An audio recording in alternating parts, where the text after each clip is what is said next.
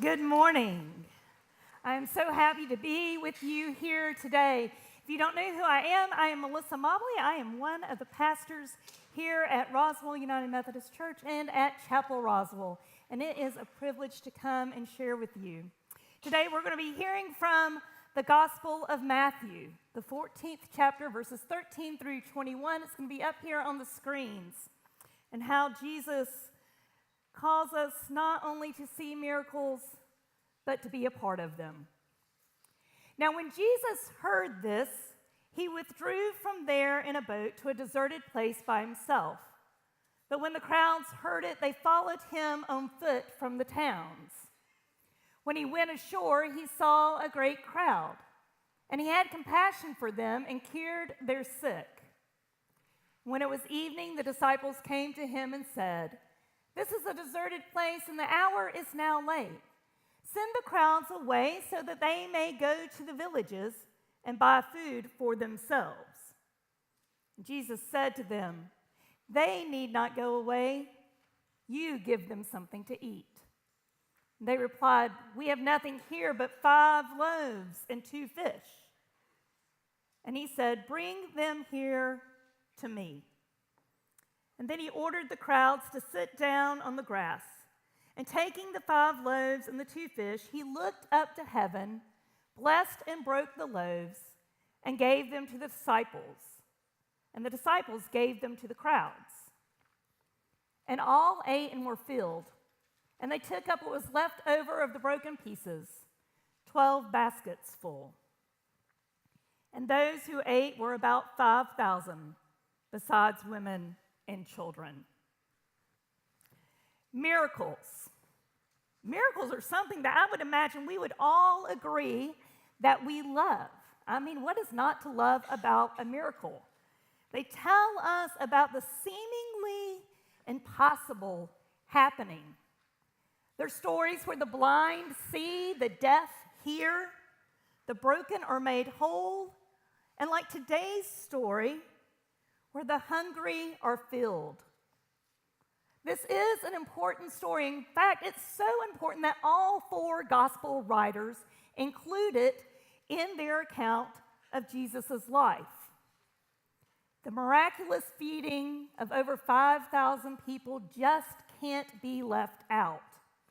It's too important to the life of Jesus and to the life of the church. It's a story that points out how Jesus provides not only spiritual needs, but provides for human ones. It's probably a story that people added to their repertoire of stories that they shared around the table. Much like we share stories around our Thanksgiving tables. I'm sure you did that this week. When they sat down and they gathered to break and bless bread together. It's a story that echoes from those Old Testament stories where manna fell from the sky, feeding all of Israel, where Elijah fed a widow and her son and himself with just a jar of flour and a bottle of oil until those rains came, or that time when Elisha fed 100 men with just 20 barley loaves. All of these are stories about how God took a little and made it enough for all. Or maybe it reminds us of those stories of Jesus, where he healed the woman after she touched the hem of his garment. Or the paralytic who got up and walked. Or how blind Bartimaeus suddenly could see. This story, like all of those stories, is mesmerizing. Jesus feeds what amounts to a small town, not just 5,000, but maybe 10 or 15,000 when we account for the women and children. And he does it all with 5 loaves and 2 fish. That's impressive. And it can cause some trouble. The problem with miracles is because of their awesomeness, we tend to focus our attention on God's responsibility and forget our own. We allow them to let us off the hook because they appeal to the part of us that is more than happy to let Jesus and God do all the work, to feed the people and to save the world. And we figure we don't have what it takes anyway. I mean, that's a big job. And we probably don't really have enough to make a difference. So we hold back, failing to notice that each time a miracle happens, it also involves some human action. But moving our eyes from the spectacular to those tiny details can reveal so much more.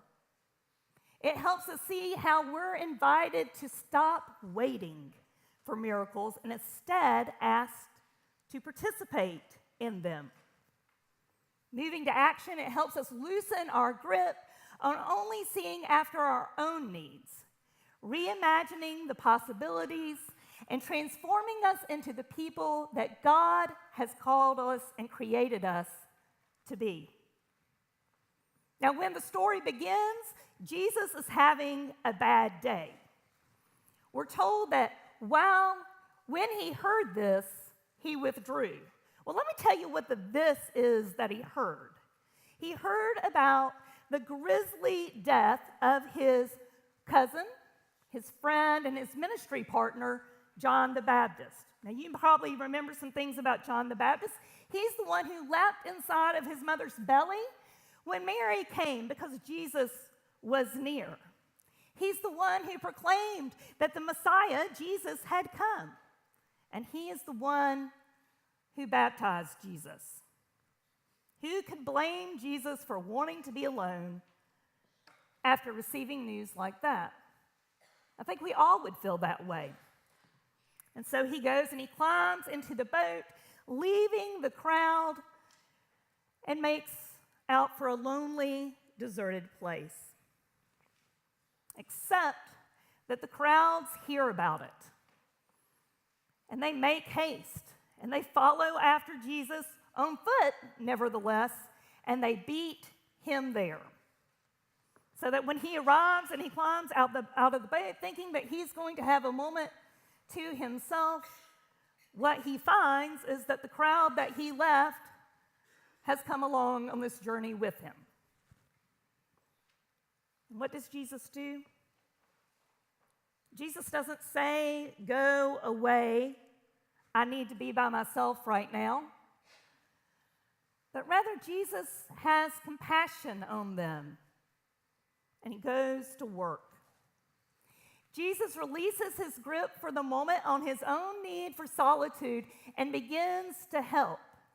He shifts his focus from inward to outward and offers compassion. But what is compassion? I think we sometimes easily confuse compassion with sympathy or empathy and kind of reduce it to a feeling, to an emotion. But it's more than that. And Jesus, his example reminds us of this. It's an action. It's something we do. And we, like Jesus, offer compassion when we act out of the heart.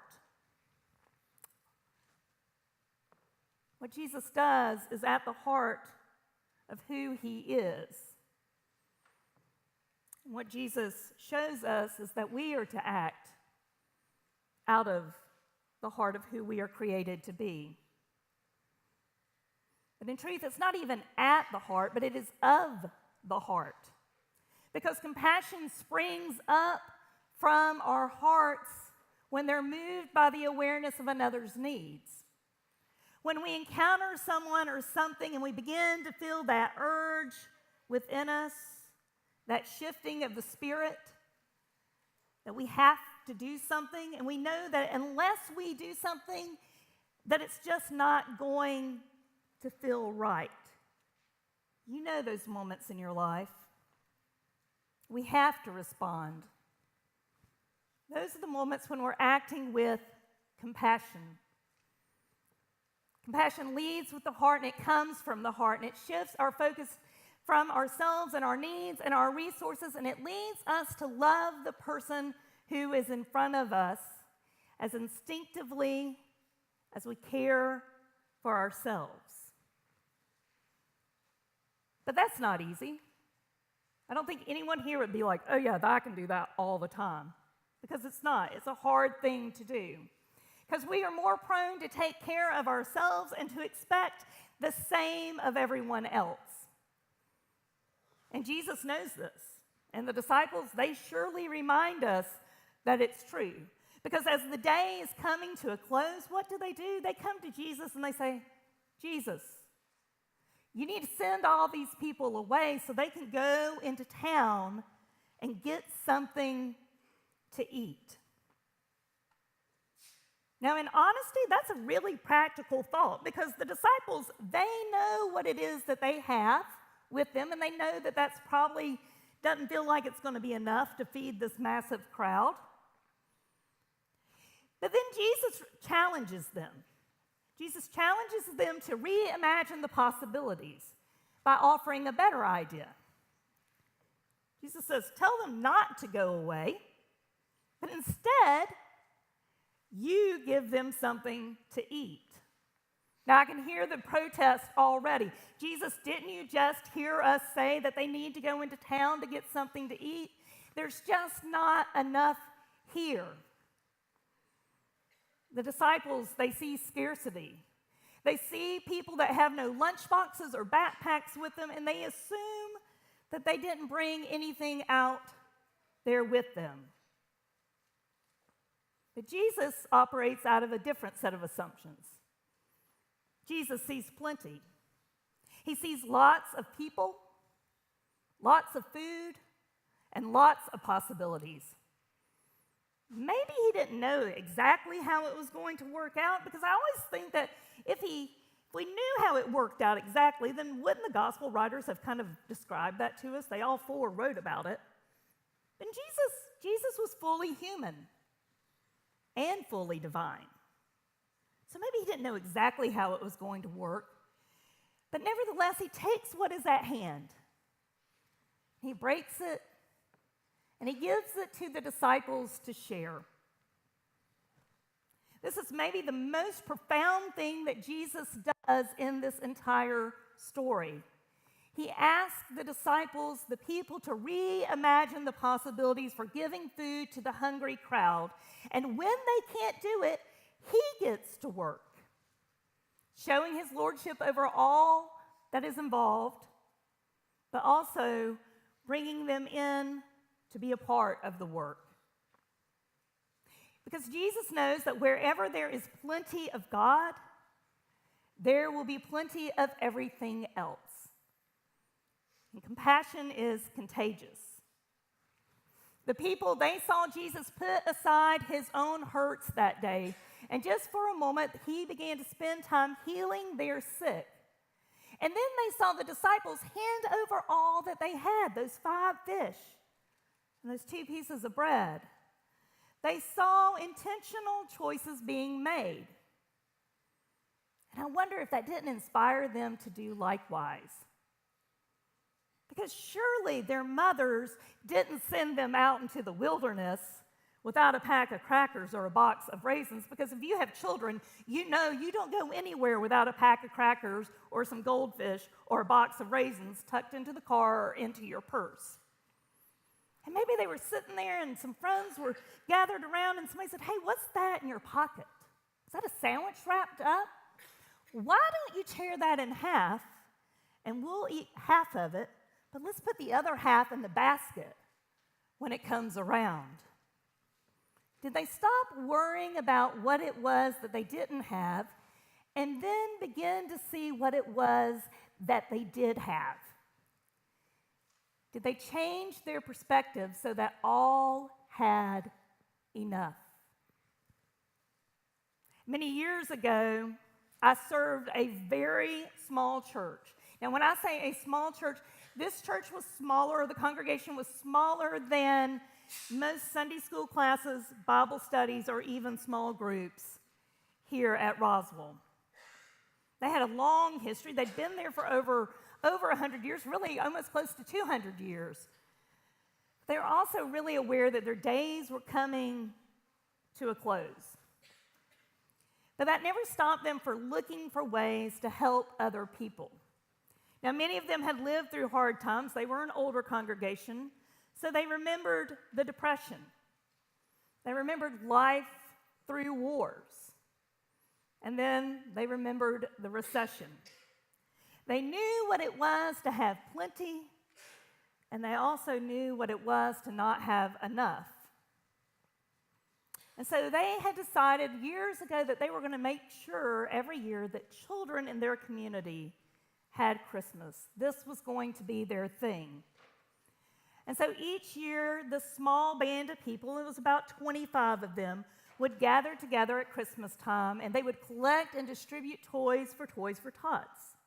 And then they would take can after can after can to the local food pantry. And then they would come together, donating what they could to pack boxes for Operation Christmas Child.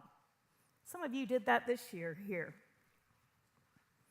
And the last time I was with them was the year that they were going to close. They already knew, they had voted this in, that this was going to be their thing. And about 10 of them had gathered on a really rainy, cold Thursday afternoon. And they kind of looked at the items that they had brought and they had gathered and sorted out on the tables, and they began to worry that there wasn't going to be enough to pack their usual 100 boxes. Now, I assured them that it was all going to be okay. I said, we're going to pack these boxes, and whether it's 10 boxes or 100 boxes, there's going to be a child that's going to be happy that they received this box. And in the back of my mind, I just wanted to say, y'all, give yourselves a break. There's like 25 of y'all. Most people, churches, congregations this size don't pack 100 boxes. So y'all are just doing good. Don't worry about it.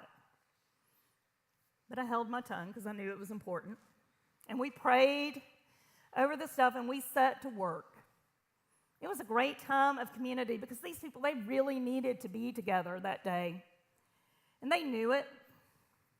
And they had every reason, really, to not want to do the work. I mean, there weren't enough people, could have been a great excuse. Or we don't really have enough resources because at the time, they really didn't. Turning on the lights was sometimes a little bit of a challenge. But yet, as they worked, they began to share stories of life in that community, about how they had helped each other out and seen grace in their lives. They told about people bringing food, about helping pay a bill, or loaning them a car so they could get to work. They told them how these acts reminded them to do the same. And then one woman summed it up very simply by saying, you know, in truth, it's not really what is mine and what is yours is yours. She said, because what we pray for is we pray for our daily bread, not my daily bread. And it all comes from God. And she was right. All the resources, all the things had come from God. And that day they had gathered to pack what they had and to share it with others. And amazingly, what happened at the end of the day when they had packed those boxes, so they didn't pack 100 boxes. No, they packed 150 boxes that year. There were boxes for Operation Christmas Child in every corner of that fellowship hall because they didn't think they had enough, but yet they still came and they did the work, and it was more than they had ever imagined. They chose to act with compassion for those that they didn't even know. And by this, I think that they were truly changed. Grace inspires and fuels our compassion. Our response to grace is to live more graciously, and this motivates our compassion. We're transformed by grace. But transformation, that's hard work. I know it's true because I watch PBS, and PBS has told me that it is true that transformation is hard work because I learned a few weeks ago that there are two kinds of metamorphosis. There's complete metamorphosis, which happens in 4 stages, like a caterpillar to a butterfly. And then there's incomplete metamorphosis, like an egg to a chick to a chicken. But only one kind requires participation from the being that is involved, and that's complete metamorphosis. And the disciples that day, they're not fully transformed, just as none of us are fully transformed. We're on that journey. But the more they look to Jesus and respond to Jesus, the more they grow and move on toward that complete transformation, to be who God has created them to be. Jesus shows us that day the importance of caring for the physical needs as well as the spiritual ones, to not send people away when we think that our resources are too limited, but instead to make choices to channel our feelings into action and to offer help. To be the trendsetter by being the first to turn our pockets inside out. To be the one on our block who gets the ball rolling by starting a miracle. Jesus calls us to show compassion just as he has shown compassion to us. And it's by this that we are changed. Today, in just a little while, we are going to come to the table, to Christ's table. And we're going to share in a meal. Sharing a meal is one of the primary ways for creating and maintaining community. When we gather at the table, we remember and we repeat Jesus' words and actions. We hear Jesus telling us that no one needs to go away, but that instead, he bids them to stay while we give them something to eat. Words that may scare us, words that may make us feel like we have so little, until we hear Jesus say, "Bring it here to me." And then next week, we're going to begin moving into the season of Advent. And as we do that, I'm going to invite you to think about over the next week what it is that you need to bring to Jesus. What is it that you need to bring to Jesus so that you can participate in a miracle? What do you need to let go of? What do you need to reimagine? And what do you need to be transformed by so that others see Christ? And once you name this and you know what that thing is, remember how it's Jesus that satisfies hunger, that binds us together, that heals brokenness, and that strengthens us so that we can act with compassion and participate in the miracles that help serve and change the world. Amen.